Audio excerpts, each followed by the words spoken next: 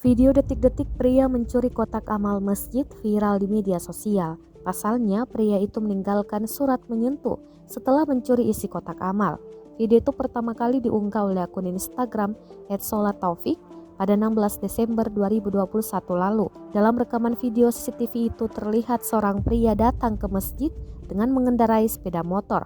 Pria itu datang sekitar pukul 22 lewat 23 menit waktu Indonesia Barat.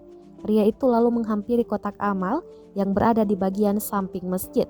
Pria itu lalu menguras habis isi kotak amal dan membawa uangnya dengan sebuah kain hitam. Lalu pria itu meninggalkan sebuah kertas berisi tulisan tangan. Dalam surat itu, pelaku mengaku akan mengembalikan uang di kotak amal dalam jangka waktu setahun. Ia juga menulis alasan mengambil uang adalah karena sang anak butuh uang. Tak lupa pelaku menuliskan tanda tangan dan nama Mr. X.